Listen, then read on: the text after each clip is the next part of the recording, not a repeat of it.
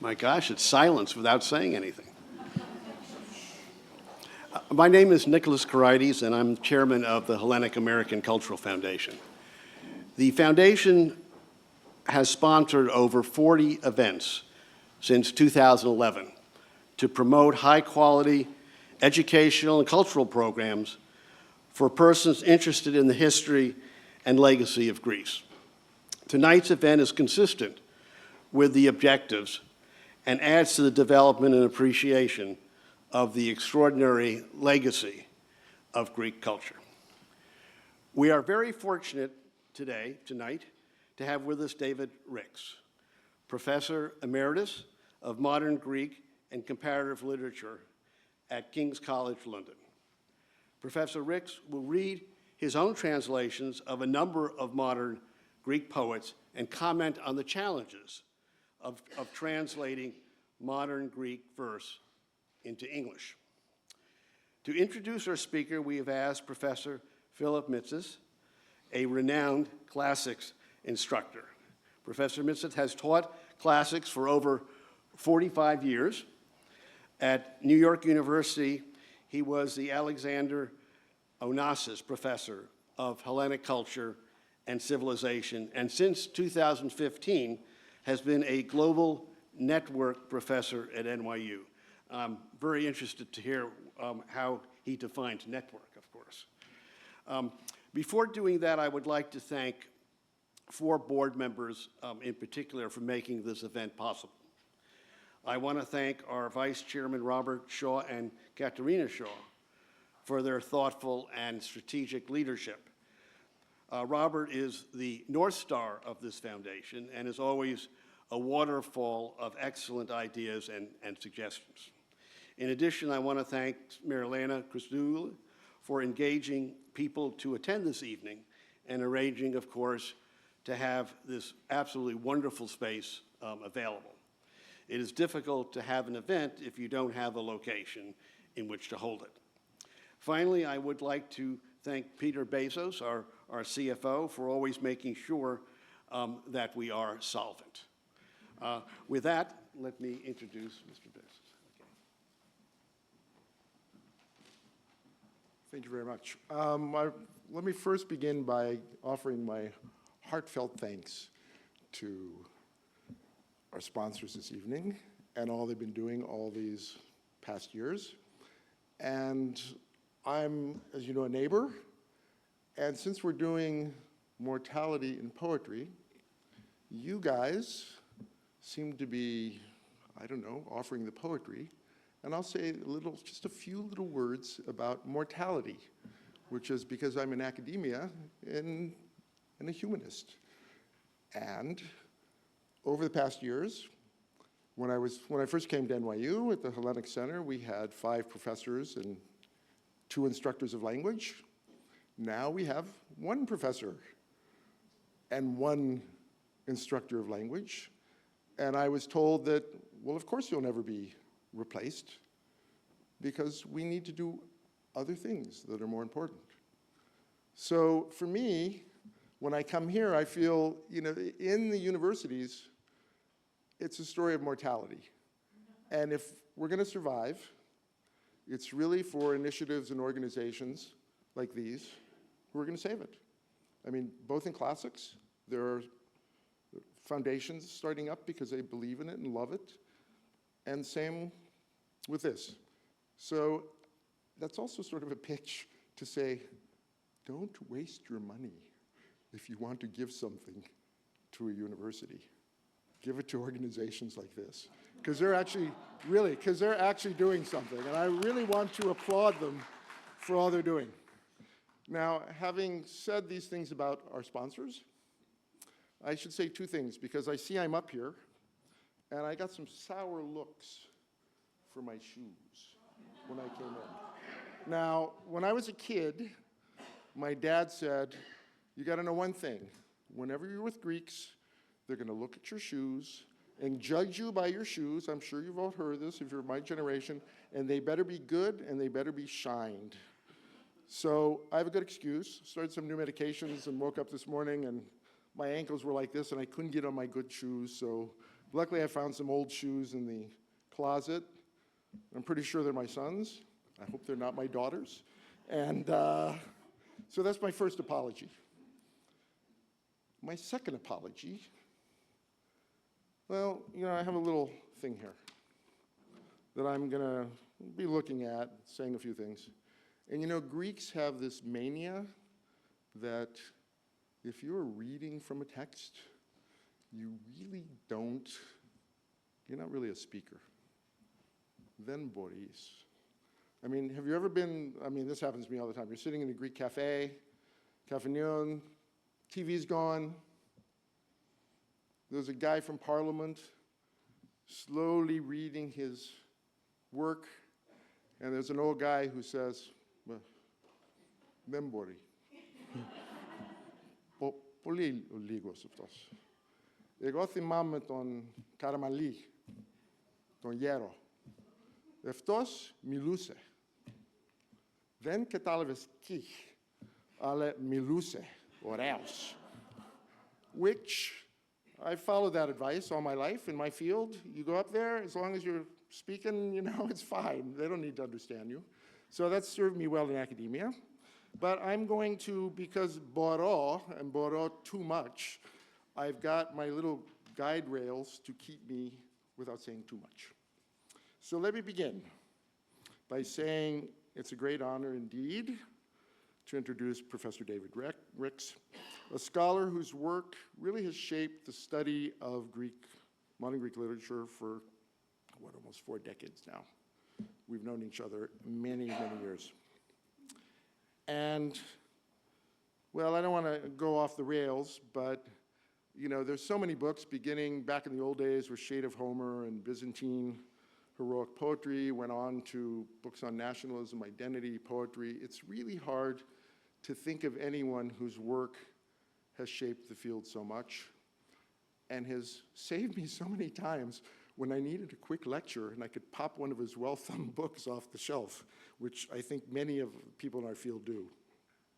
But apart from that, and I think in some ways almost more important, he and Beaton have directed scores of PhD students who essentially have formed a kind of Hellenic diaspora in universities around the world. There must be, 30, 40? At least, yes, more. Wherever you go, I say, oh, yes, I studied with Ricks. I said, well, good for you. It's a very good pedigree. So in some ways, I think the fact that through all these years he's offered this kind of steady mentorship, training, etc., has been a really profound influence, is one of the things that's really helped not only to save the discipline, but really to enrich it and to also unify it in some way.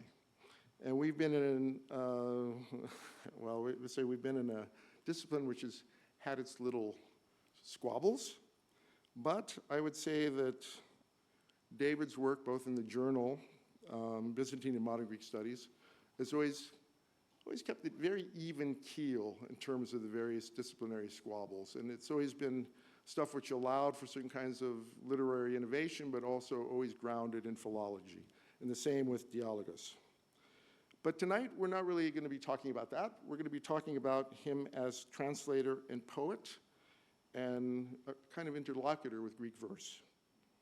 And his translations of modern Greek poetry, very well known, from Solomos, Palamas, Kavafi, Elitis, and now figures like Ganas. And I think tonight you're going to be reading from many of those.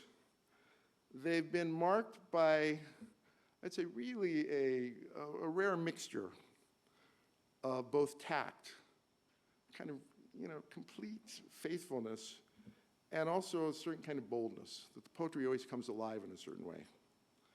And I think he understands as well as anyone that translation is at once an act of scholarly humility, but also poetic nerve and inspiration. When you're translating, and believe me, I've done it badly, you have to sort of step aside and let another voice speak, even knowing that your own intervention or without your intervention, that's a voice that might not be heard. And it's always tempting to add your voice to the chorus. Now, it's therefore I guess it's fitting that he's reading tonight from the modern tradition and from Solomos' struggle to give Greece a kind of dignified poetic future, to Ganas' haunting meditations on landscape and loss. And it's an added delight that the bilingual edition of his own recent book, with signs following, Σημεῖα καιρῶν, will be available after the reading.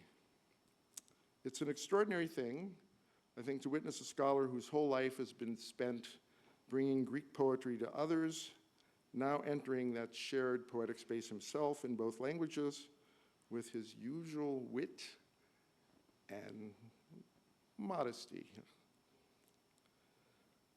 I think I'll say one last thing before I let him come to the stage, and I just want to say something that you're not going to see on the kind of CV that's read or other things. It's just his really wonderful humanity. Those who've worked with him know his warmth, his kind of unforced curiosity, his lightly worn learning, how much he goes out of his way to make things happen and for people. And I'd say even disagreeing with David. Well, you should try it once or twice. You're not going to win, but you should at least try it. It's really a delight because the way he listens and replies and never forgets that the purpose of scholarship is really just to keep the conversation alive and move it going forward. So with those words, tonight's theme, morality and poetry, has of course been central to Greek verse, ancient and modern from the time of Homer, but it's also been central to David's lifelong project, to show how poets face finitude, not with despair, but with invention, irony, tenderness, even humor, which is often rare for Greeks, have a little sense of self-humor. And I think above all, the power of words and poetry to resist and maybe even conquer oblivion. So few scholars have illuminated that tradition more gracefully. Fewer still have helped others find their own way within it. So please join me in welcoming Professor David Ricks, who will speak on morality and poetry, what the poets of modern Greece can tell us.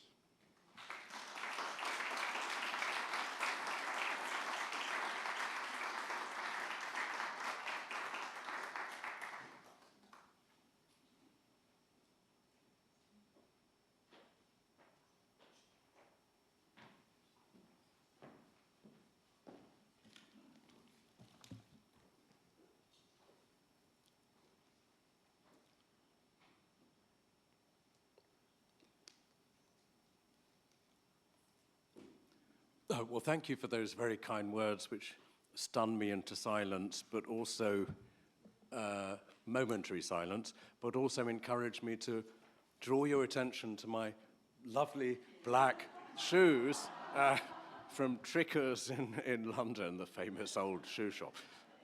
Okay.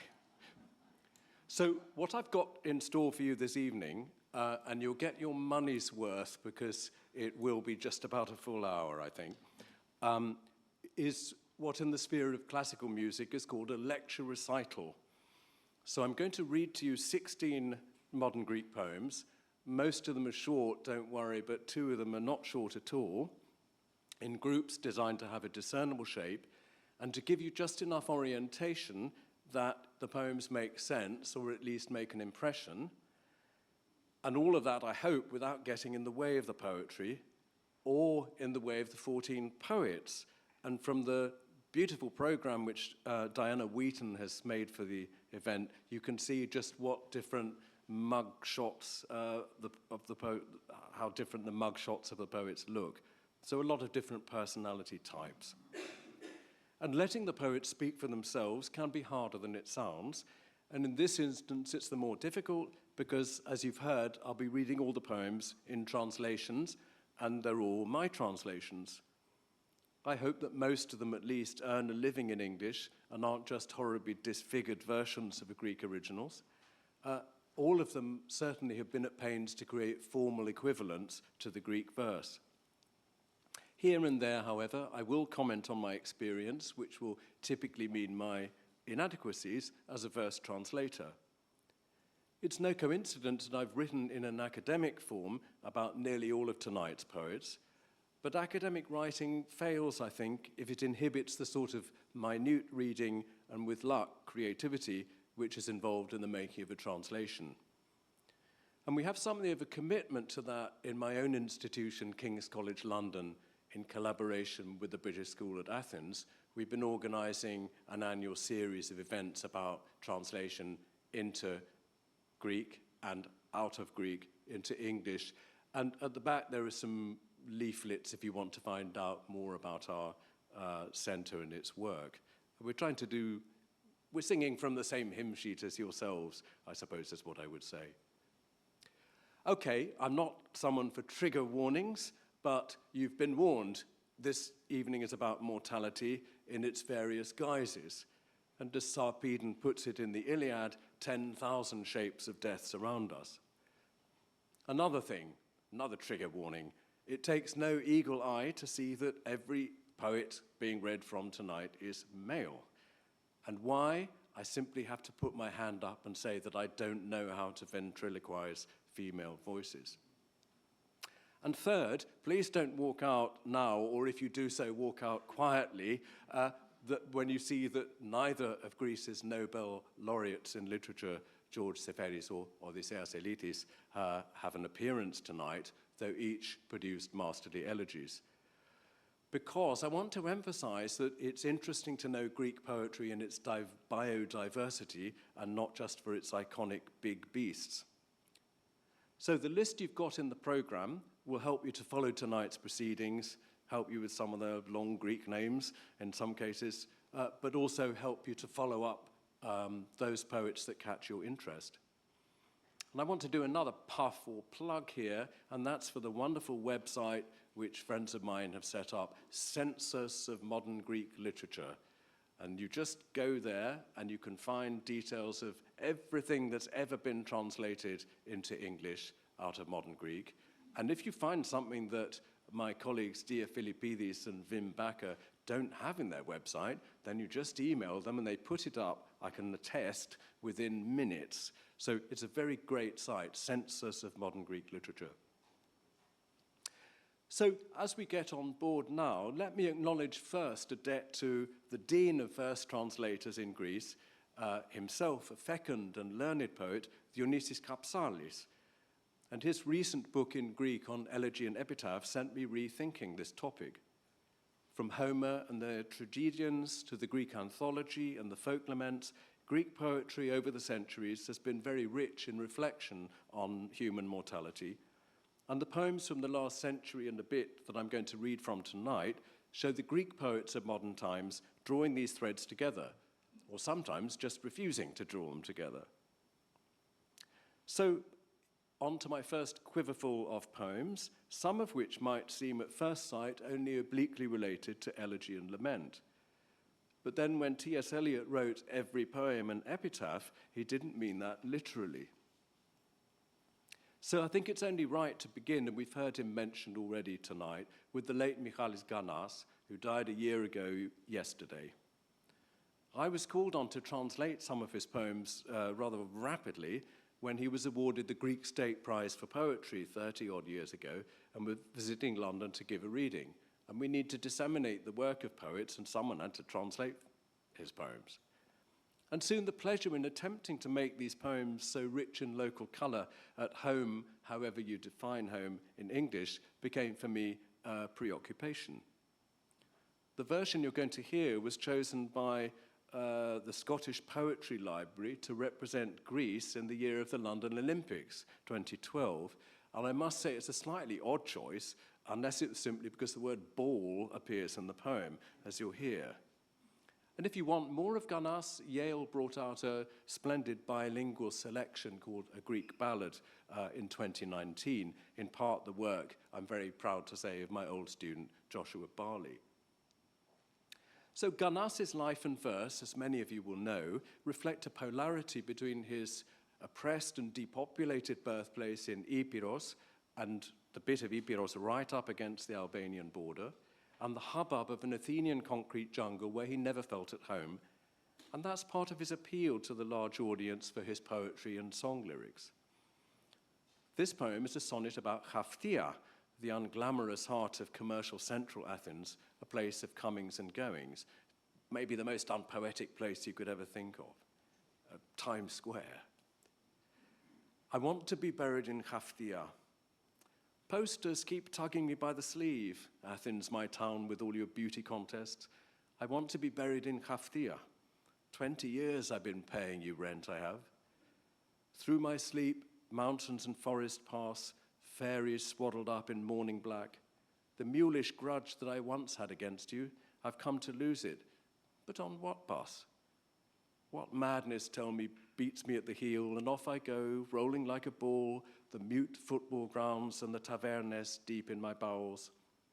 The people and the places, strangers, who look just like the photographs we used to take of our younger faces.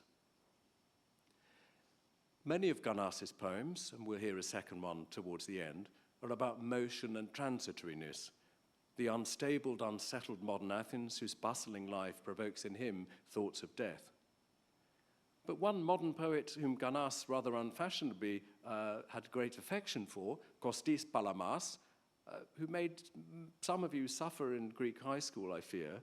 Kostis Palamas was an open agoraphobe and scarcely left the city. This next poem sees Palamas in late middle age, shrinking from his public persona as often bombastic public poet into his own realm and more quietly asserting a claim to his poetry's afterlife. And this again is a sonnet, but with very short, abrupt lines. Solitude, graft of care gnawing at me, away, in the garden here, in a reverie. Here a haven, none to intrude, seek not to leaven my solitude. Nor am I, remember, a bird on the wing or a breeze or a leaf. Unblossoming, somehow I live, straight tree, grey timber. A younger contemporary, and also an admirer of Palamas, whose verse was for a long time neglected until recently, and whose archive, poor chap, was found in a garbage dump, was Telos Agras, that unsung poet of the sketchy Athenian neighborhoods and suburbs. I needed to make some versions from his work, the very first in English, for a gathering about Greek and Irish poetry. It's another sort of cultural contact. In the interwar years of economic depression, Agras transported the French symbolism of Laforgue and others into Greek settings, always with an eye to his own precarious claim to a poetic vocation. It's poignant to reflect that the poet met an untimely end on almost the last day of the German occupation in 1944, shot dead as he ventured out of doors in search of food. So here is the poem Homeward Late.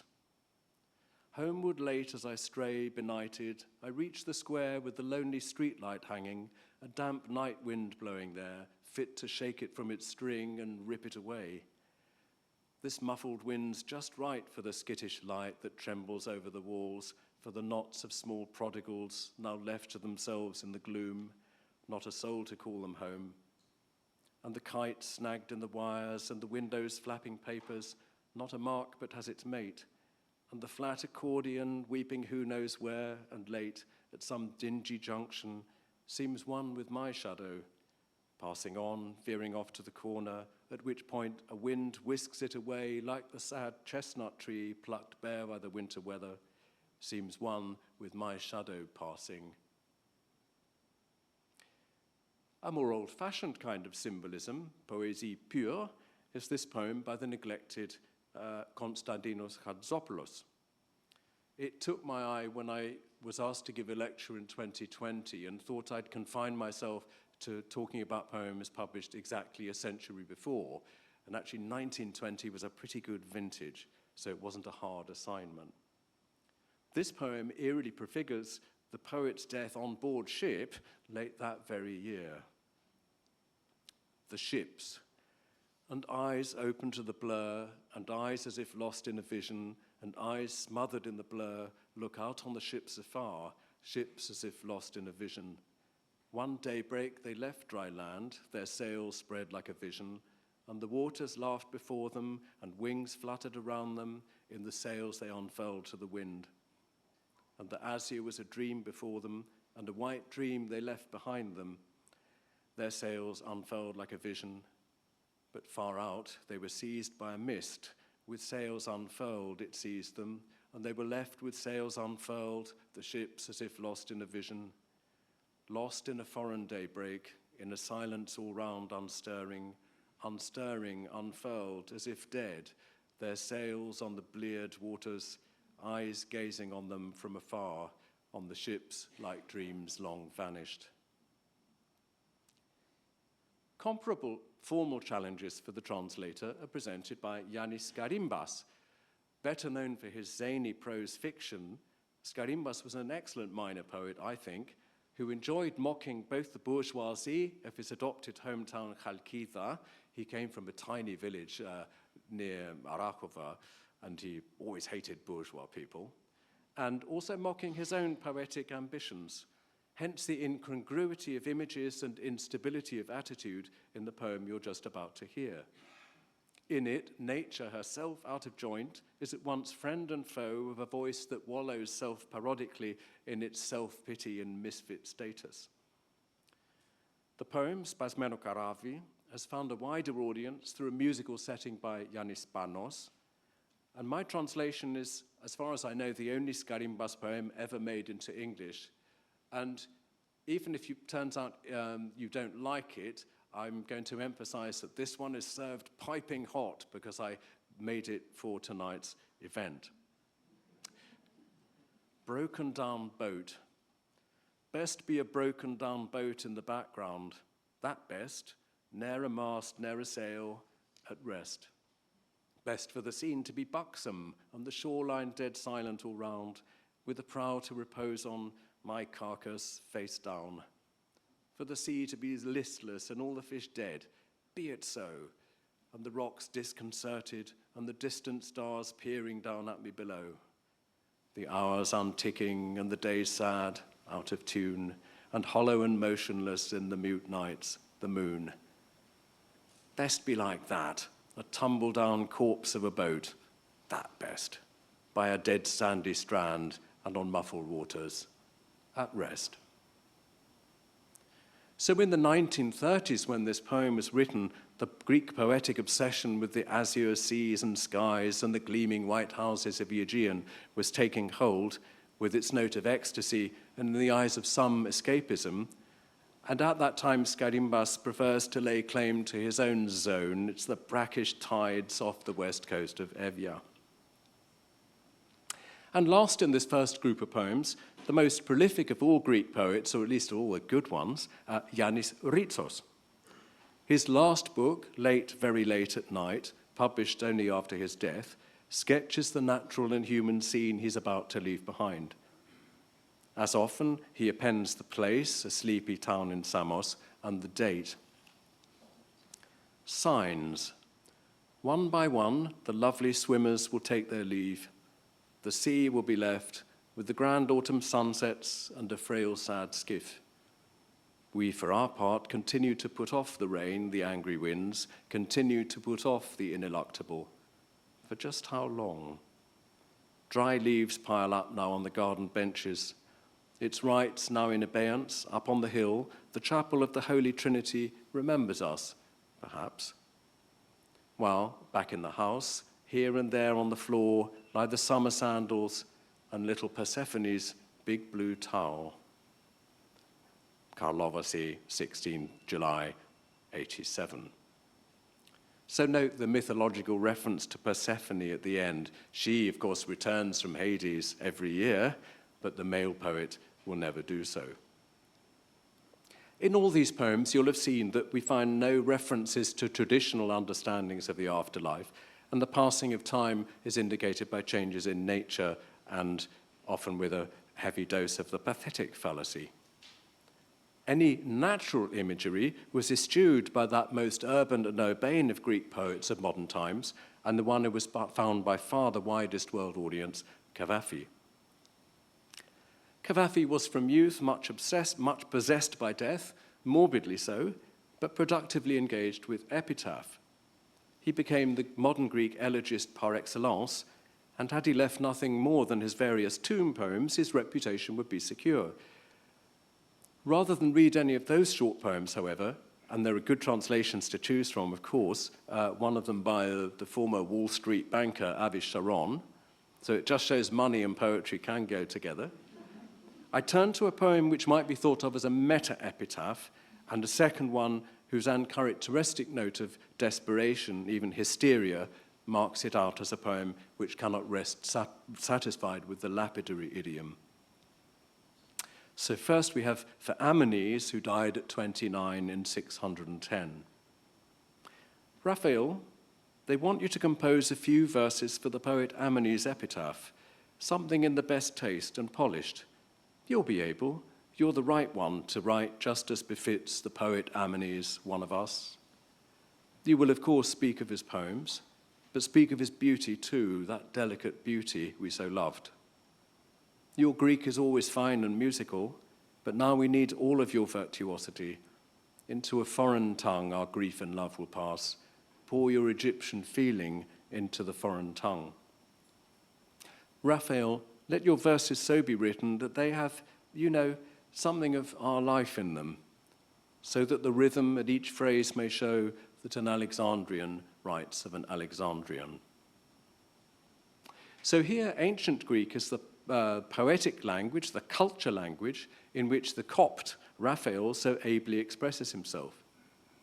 But here, and well into the Christian era, we're in the 7th century now, he must find a way of hinting at the Greek love which animated Amines and his friends. He must, so to speak, bottle the Alexandrian perfume so that its aroma tells the knowing what they need to know. And there's a sly joke in the poem's last line, which I have failed to translate and defy others to translate. The last line, pou Alexandrino, graphi Alexandrinos, is in the French meter we call Alexandrines. The next poem really does speak for itself, or rather cry out. It's Cavafy's longest published poem, and the only one in which he uses the Greek equivalent of emphatic italics for other than ironic purposes. Myres, Alexandria, AD 340. When I heard the calamitous news of Myres' death, I went to his house, despite my general avoidance of Christian houses, let alone when there are funerals or festivals afoot. I stood there in the corridor. I couldn't bring myself to go right in, for I was quite aware of the way the bereaved relations were looking at me with evident surprise and some displeasure. They'd put him in a great big room, which from the side to which I stood I could see into, all plush carpets and gold and silver vessels. I just stood there and wept at the side of the corridor, and I thought about how our parties and excursions would be quite pointless now in Myres' absence, and I thought about how I would never see him again on our lovely racy nights, in high spirits, laughing and reciting verse with his impeccable feeling for Greek rhythms. And I thought about how I had lost forever his beauty, how I had lost forever the young man that I worshipped beyond measure. Some crones next to me were murmuring about his last day in this life, the name of Jesus never from his lips, a cross clutched in his hands. And then 4 Christian priests entered the room and started to utter fervent prayers and supplications to Jesus or Mary. When it comes to their religion, I'm in the dark. We'd known, of course, that Myres was a Christian. We'd known it from the start when he fell in with us over a year ago. But he lived just as we did. Of all of us, he was the most given to pleasure, throwing his money around on amusements without a care. He didn't care what other people thought. He'd pitch in eagerly if the streets saw late-night fisticuffs as our set ran across a rival set. Of his religion, he never said a word. So much so that we once said to him we'd take him along to the temple of Serapis. But he looked quite put out at that pleasantry of ours, I now recall. And a couple of other times now come to mind. When we would pour libations to Poseidon, he'd step back from the circle and avert his eyes. when in a fit of enthusiasm one of us said, "May our fellowship be under the favour and protection of the great, the incomparably beautiful Apollo." Miris whispered, no one else heard him say it, "Myself excepted." The Christian priest in ringing tones prayed on for the young man's soul. I noted with what degree of care, with what intense attention to the forms of their religion, everything was underway for a Christian funeral. And all of a sudden, I was overcome by an uncanny impression. Indefinably, I felt Miris leaving my side. I felt he was now a Christian with his own people, and that I was turning into a stranger, a total stranger. And I could now sense a doubt visiting me, that maybe I had been led astray by my passion and had always been a stranger to him. I rushed out of their frightful house. I fled headlong for fear they and their Christianity would snatch away and spoil the memory of Miris. So the bereavement felt by Miris' friend here and his animus against Christians, you'd only have to substitute the words Muslim or Jew there to get the flavour of his real dislike. It comes across very strongly, but the mills of history are grinding on. Christianity will prevail. Cavafy knows it. Cavafy personally doesn't mind, but he's gripped by this story of a young man who can't cope with that change. So let's move on to say very briefly a couple of things about survivor syndrome.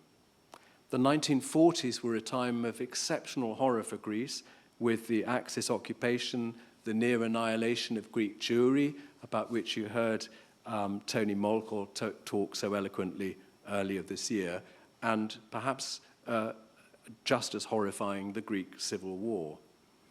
The next two short poems are by poets who experienced that in all its horror, and in each case they didn't want to stop writing poetry, but they felt that it always had to be conscious of its inadequacy to the task. In the first poem, called Epilogue, he wrote two poems called Epilogue, very typical that of Anagonostakis. Manolis Anagonostakis speaks of the school and university classmates that he lost in the 1940s. Epilogue. It may be that these verses are the last among the last that will be written, because the future poets are no longer living. Those who'd have spoken all died young, their forlorn songs turned into birds in some sky elsewhere under a foreign sun, became wild rivers coursing to the sea whose waters you can never separate. In their forlorn songs there took root a lotus, that in its juice we might be born more young.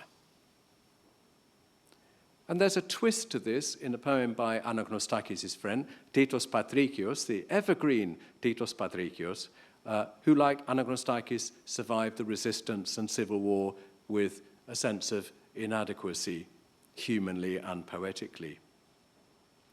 Epitaph.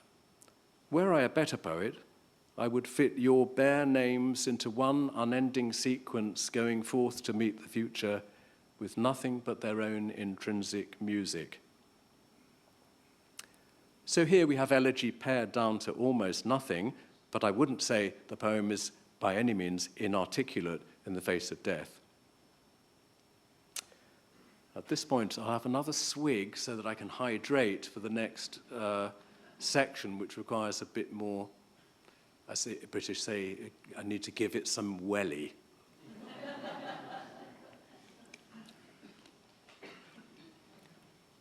So the next two poems take us to the emotional heights of a poet's reaction to and resistance to the fact of death, violent death.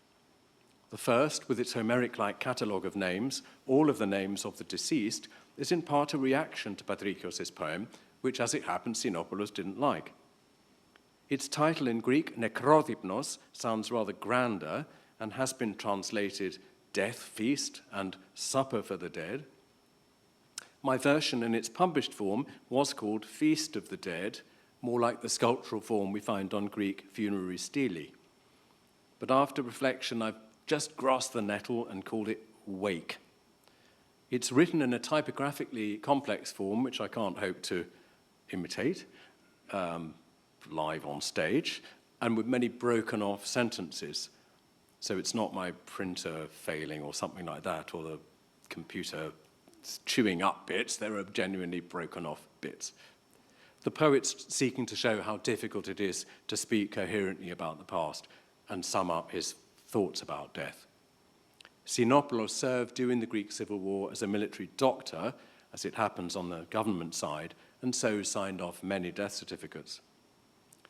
The poem might seem very obscure at first, nightmarish. Perhaps think of it as documentary film footage with broken bits of celluloid mingled with a veteran's retrospective nightmares. We're right in PTSD before it was called that, and just listen to it and go with the flow and the breaks in the flow. Wake. Tear after tear would scald me, alone and writing. What was I, speaking like this with year on year quickening lost faces, and through the windows came glory, a golden darkened light, about us benches and tables and windows, mirrors down into the underworld. And then they came, one after another, dismounting, Porporas and Kondaxis, Marcos and Gerasimos, dark frost the horses, and as the day slanted into a numb ether, Bilias came, Gournas, gypsies outlined in the half-light, and Fakalos, carrying with them a mandolin, a guitar, a pipe, at the sound of which a burden lifted from the soul. The house within smelt through and through of rain and wood, and they took fire, and only when they lit a blazing fire to warm themselves, joyful did I call out to them.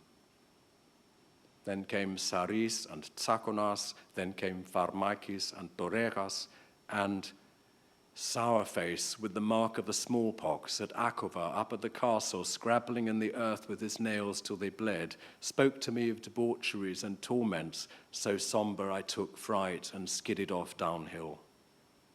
We went downhill, ashes everywhere, scorched earth, cold steel, doors painted with the black X from which you knew that death had come this way, day and night with the machine guns as we mowed away. And you'd hear, ugh, and nothing more. And then came many. In the van, Zanis and Paparizos and Eliminoglu, followed by Lazaridis and Flaskis and Konstantopoulos. In what churches they were committed, buried in what ground, no one knows. Then I helped him out of the ditch he'd fallen on his back in, held him, and there he was, dead in my arms. And his wife, a month later, fragrance of grass at the bottom of the garden in the early afternoon. I told her he was dead. The full dark body whimpered on my chest. At night time the woods had a glow and the roots had a glow. The voice has never faded year on year, and moonlight, shut-in days, winter building itself for a tower of stone, sunless, intractable. I heard a knock and then another knock at daybreak, and they smashed down the doors and dragged us out, breathless. Now just you wait here. Day breaking just that much. Then came the old, the children. In their thin clothing, how did they hold out? How did the children grow up in such horror? The old creaking, taller than their bodies, and the children, hatchet in hand or knife or axe, and in their eyes contempt and menace, not a word spoken. Ditches, dumps, mothers in black wailing, whom did you kill, whom did you kill, how many did we kill? All that blood and Lucas's hands and others sheared off at the wrist, found in the ravine months later on our departure. Here today, somewhere else tonight. Murderers, informers, thieves and fornicators, gendarmes, householders and shopkeepers, and many more astride times back, and in among them fallen girls out on the street, fever famine up against the wall, an ill wind blowing. And then came Litsa and Fani, sweet apple trees, and then came Donna and Nana, slender as straw, and Helen, her down still verdant. Laurels, wild vines, myrtles, little lost rivers. And one morning, the tree that morning when I woke was now all green. I loved it so, it rose up to the sky, and to it came birds of delight under the sun, filling the place with wings and colours, perlicums and other strange ones, perwits and ditterals, darklings and bridekins, and gifts from God, joyous birds slashing back and forth across blue sky. And in among them came Yannis Makris, Petros Kalinikos, lame Yannis. We sat down at the dugout's edge. Ruskas took out his knife, started to chop the grass just coming up. And mist over the plain, and spring was on its way, as you could hear, a door, the wood of which was scented with the sky. Then came the days of 44 and the days of 48, and from the Peloponnese right up to Larissa and all the way to Kastoria, a black infection spreading over the map, Greece gasping in spasms. At Easter, in a deserted Kozani, we made a reckoning. How many left up there on the heights, how many had made it down?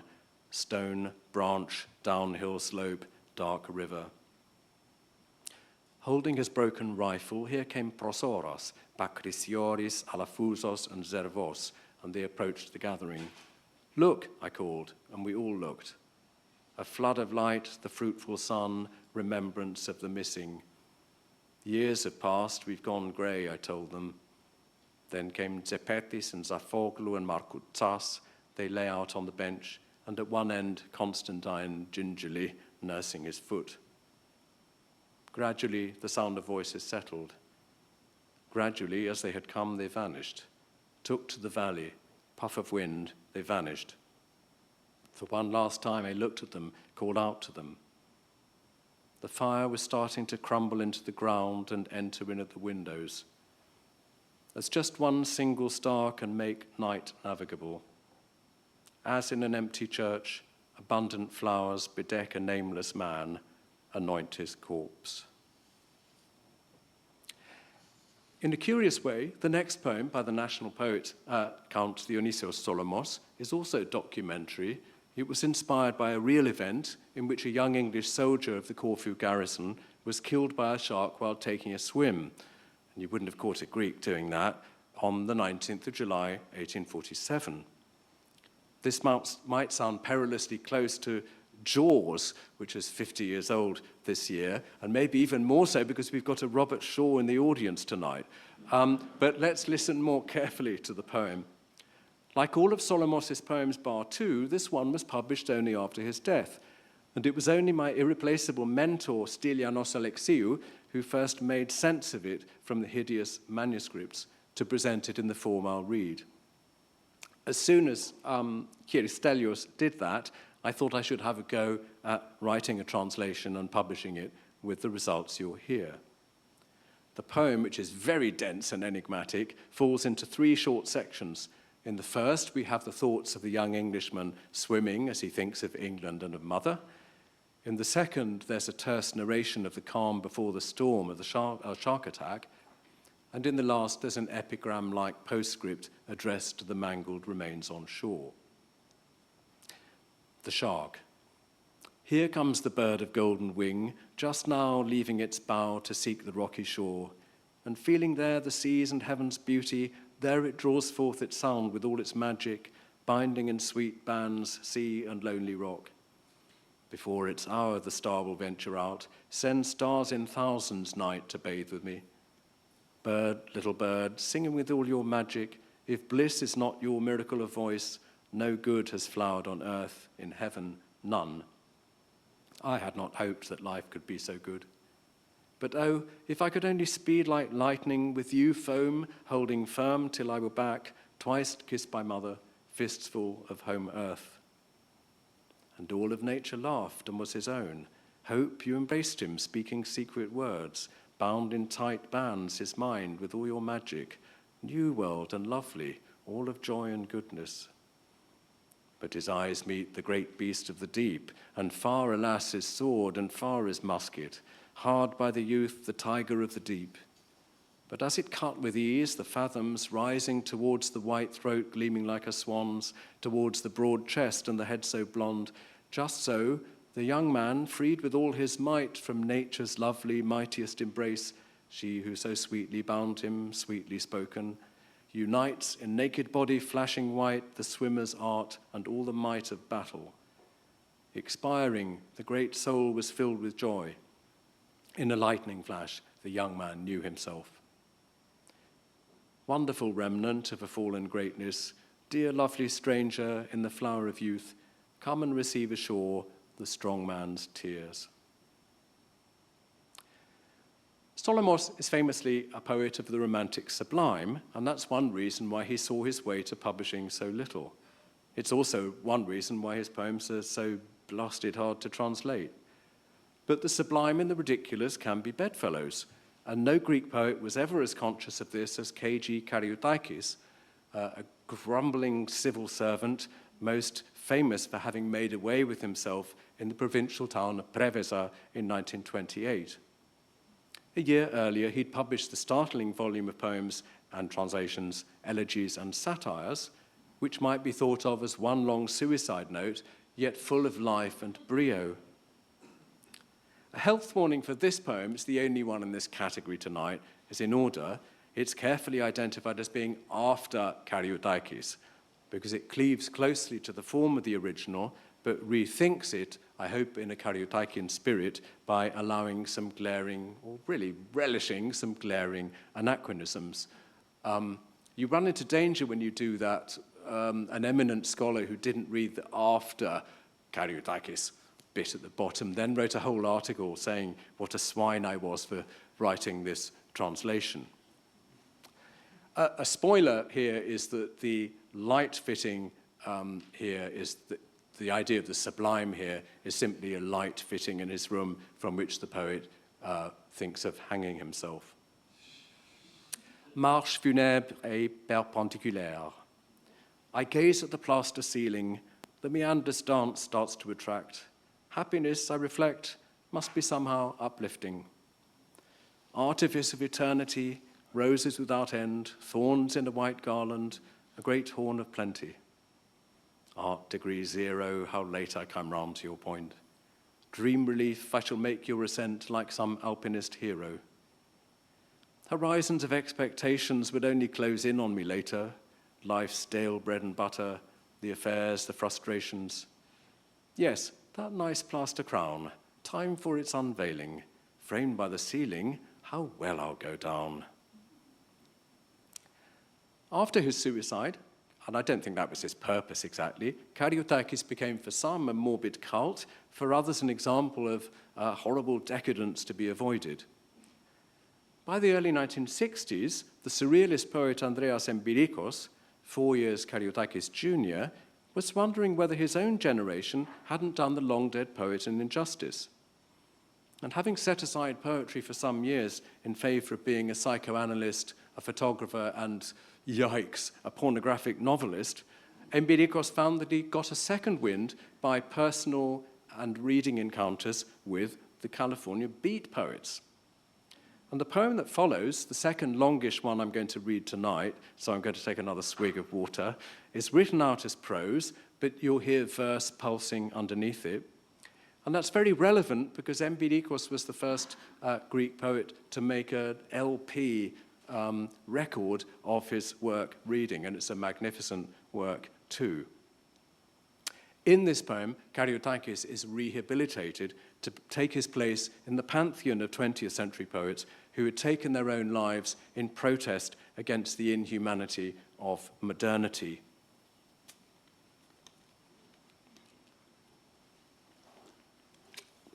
So again, this is a longish poem. I can't belt it out with quite the style of Mr. Empirikos himself, but have a listen to, this one isn't on the record, but have a listen to his Greek record, if you like. When the eucalyptuses rustle in the avenues, memorial in black minor with dark Greek ivy for one who in Preveza met his end. All you who at some point find yourselves in Preveza and in the humid, heavy heat sit down to drink a cup of coffee or eat a small confection while waiting for a boat or else some bus, hearing the hum of voices and discussion, the sound of dice, and the invocation of those hunched over the backgammon, striving in vain to sidestep fate by stratagem, slapping the counters down with vigor, kissing the dice inside their fists, then shaking them with force, and in the end crying out as they hurl them forth with the zeal of those who hope, 4s, 2s, 6s. All you, I say, who sit there in those cafes in the summer heat as you bring to your lips the cooling glass, or in the chill of winter, a steaming cup of coffee, while waiting for some decision from the ministry, a transfer, or some inscrutable command of fate. All you who sit in the cafes of Preveza waiting for God knows what, forget him not. In all the coffee houses of this stripe, in Preveza, in Athens, or in Patras, his soul must even now be wandering still, just as it does in the Stygian offices of many a prefecture or ministry, in which the poet all his life measured out all his days in fearful boredom, like heavy worry beads. A man who for all that was thrilled, irony this, by ineffable visions, by things the many, the purblind, or the vulgar throng call but chimeras or utopias.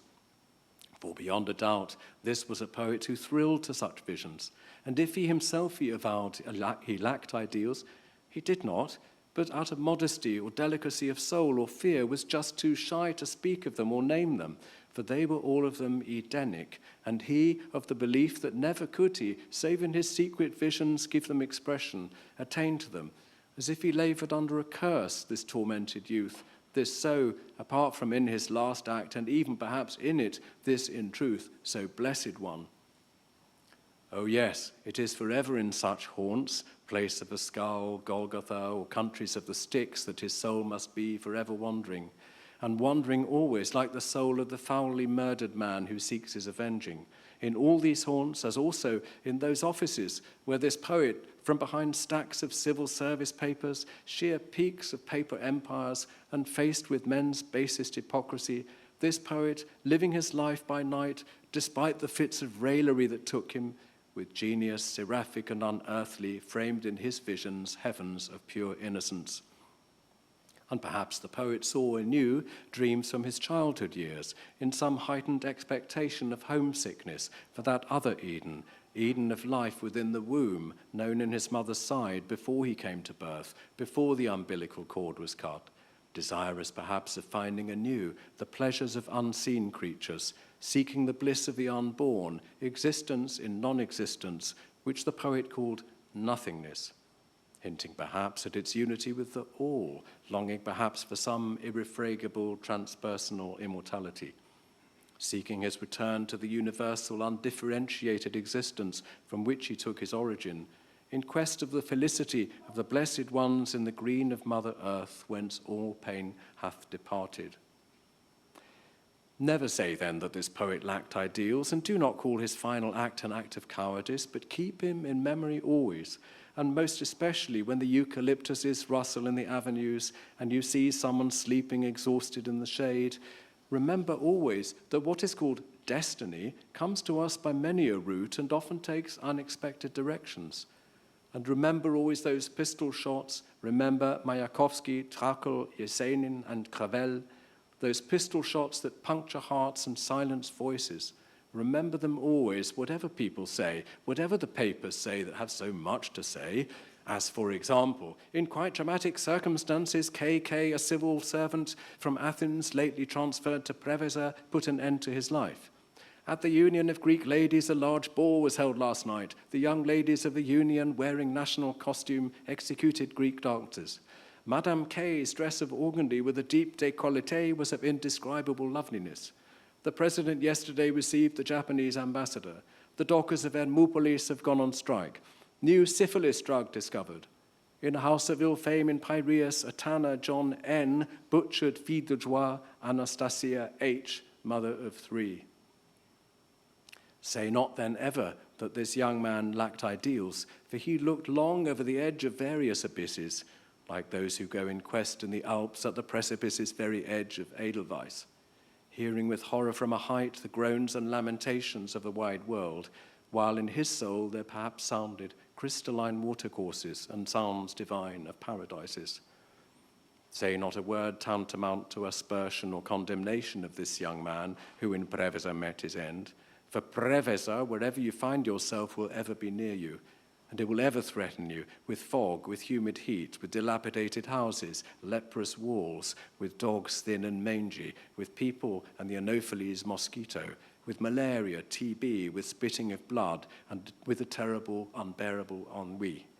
with something like the fall of a guillotine in a deadly silence, with something like an ejaculation without an orgasm, with something like permanganate or styptic in the air, with something like ends of the line and waiting rooms, with phrases such as the following: "The prefect is here."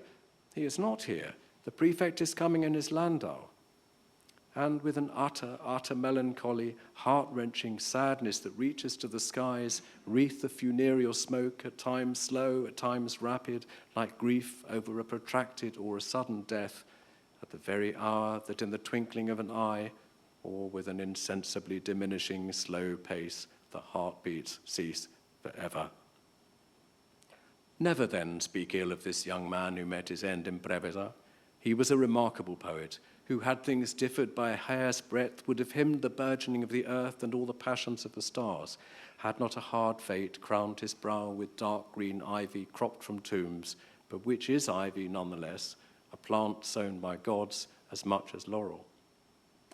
Do not forget him then, this youth, this half-mast flag of grief and death, this young man who took flight to the shores of the Ambracian Gulf, this white angel with black wings. Forget him not, and for that matter, love him. A great poet was he, this youth, and a noble. I say it, and often shall I say it. Kostas Kariotakis is a great poet. And we shouldn't leave the key figure of Kariotakis behind without hearing once more from Michalis Ganas. In the 1980s, Ganas found Kariotakis to be the poet best fitted to the sprawling metropolis of Athens with its millions of people. Though it should be, to be fair, one should note that the urban fabric of Athens has got a lot better since Ganas was writing then. The poem is in the form called a ballade, which includes a final envoi, which in this case is unrhymed, as if Athens tapers away into nothing and the mortal poet's voice with it. In memory of K.G. Kariotakis, windows that have grown tired of the view of Nicaea, of Metz, of Calithea, and cannot ever get a change of air. They get built one by one, pathetic little things, into the ribs of wall and metal by people who are much like me or you. And finally, the glaziers fix them up, scrawling on them their favourite football teams. The pain therein is all too evident to us, the manic tribe of peeping Toms. The tenants are putting up the curtains to hide what and who from, it hardly matters. They all undress alike and sit and eat and vanish in the whirlpools of a mattress.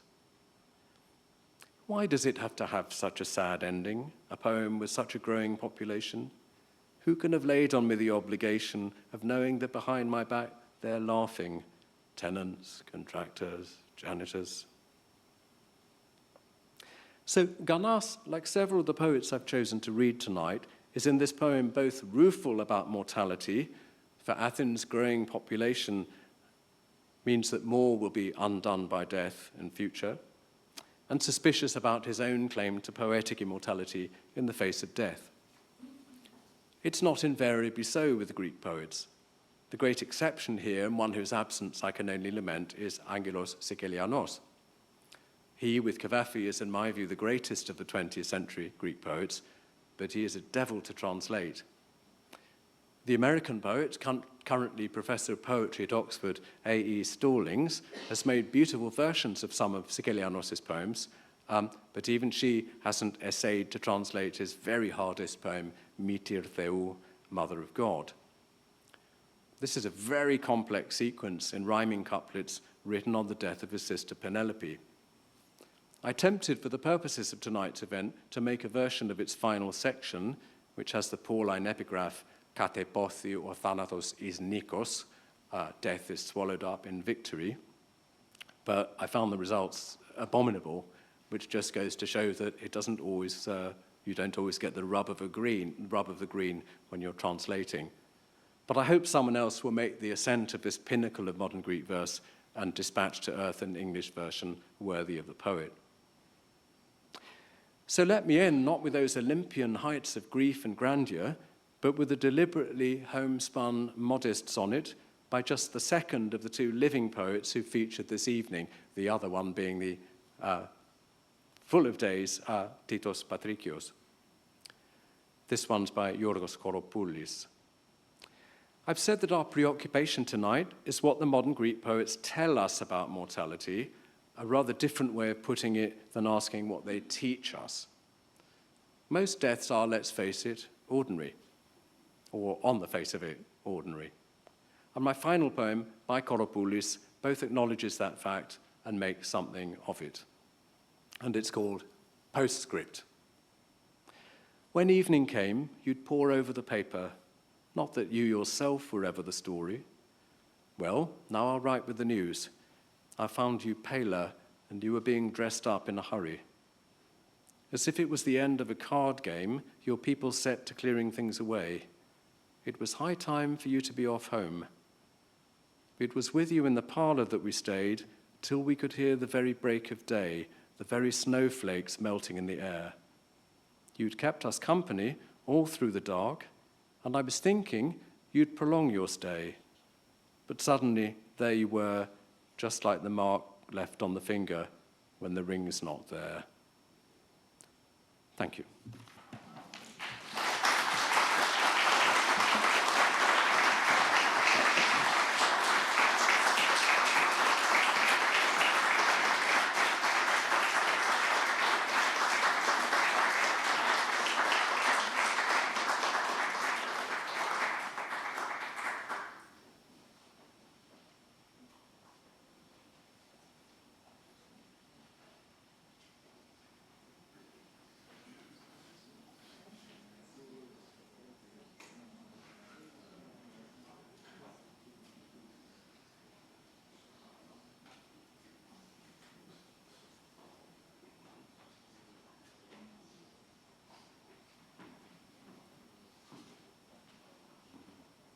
David, thank you very much. It was for your translations and for your insights. Really a memorable evening. I don't know if anybody has any questions. We should have asked David to stay up here, but yeah. But if there are any questions, please feel free to ask them. There's one at the back. Yeah, Peter. Yeah. I think, David, there's a microphone there, or you can come up, yeah. I'll face the music, so to speak, yes. Yeah.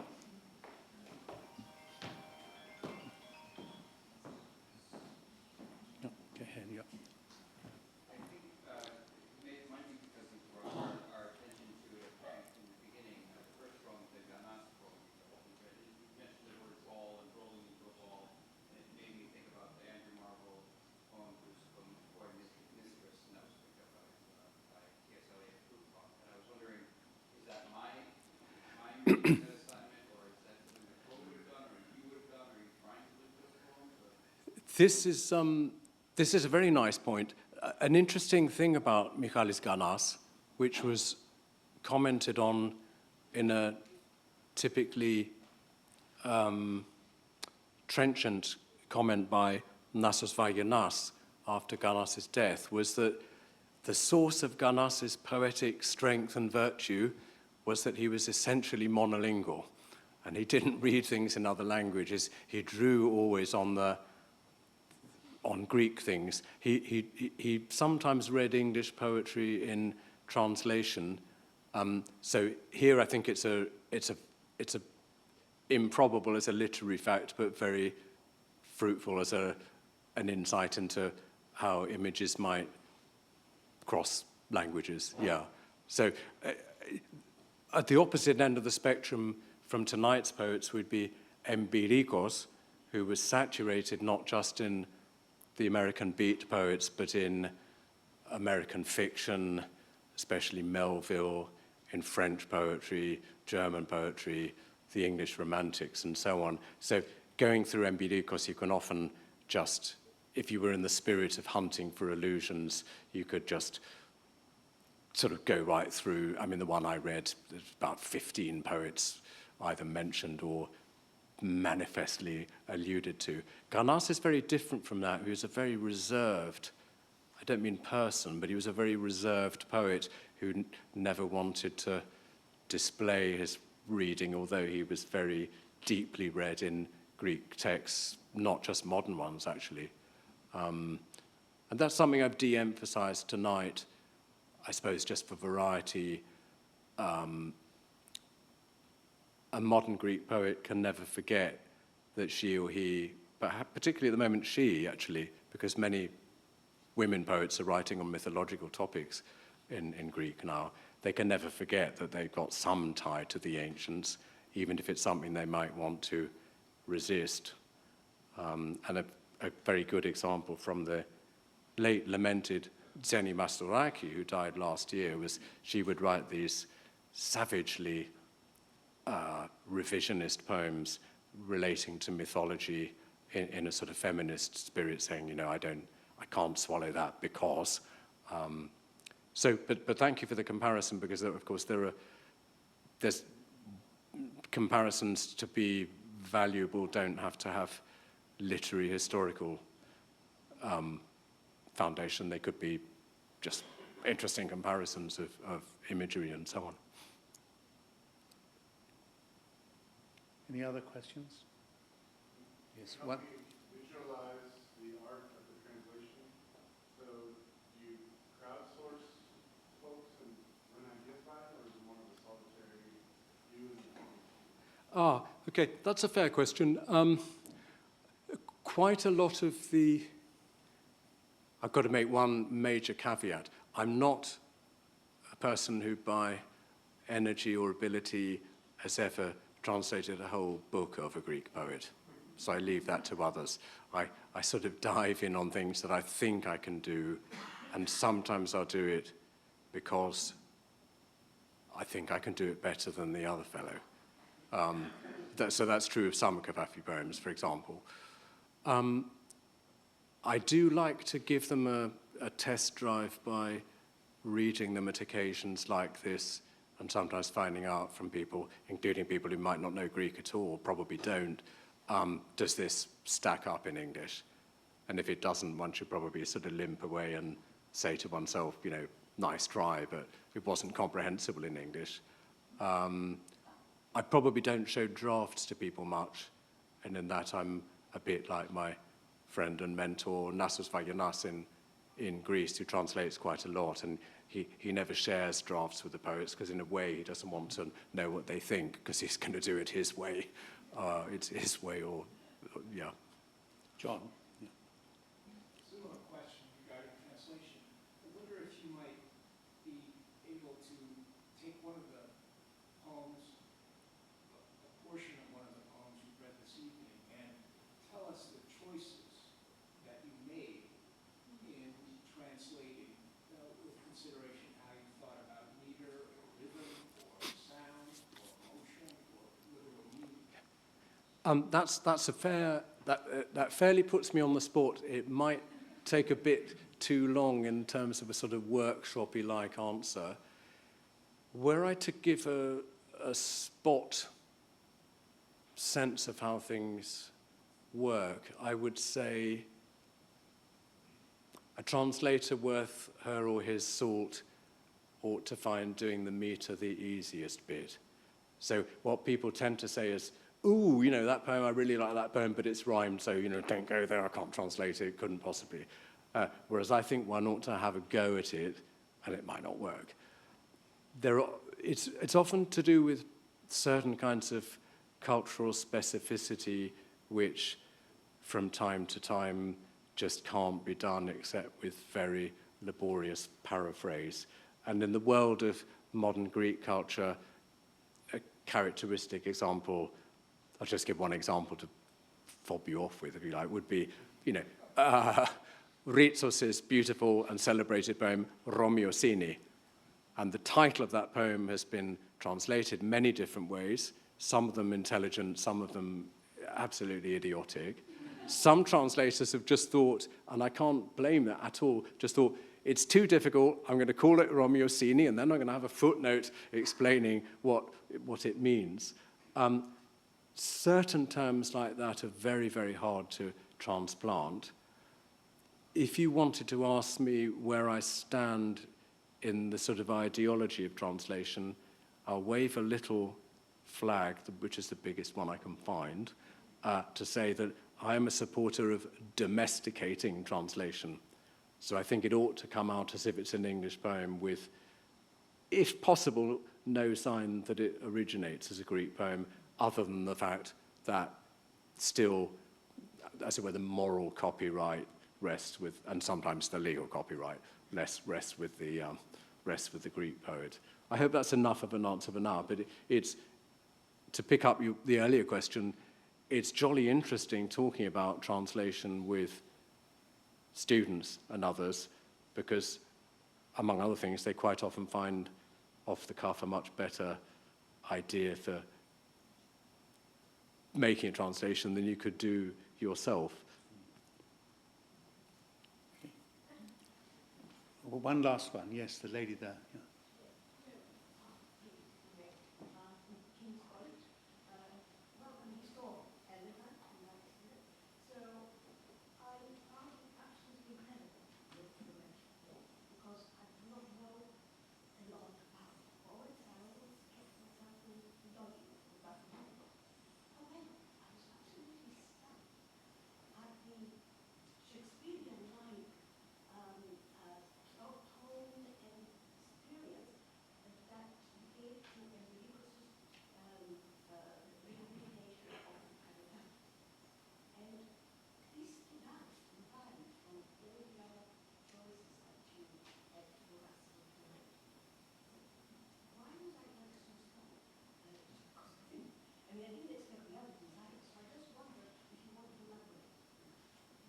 I didn't quite catch the last sentence, actually. Sorry, could you just...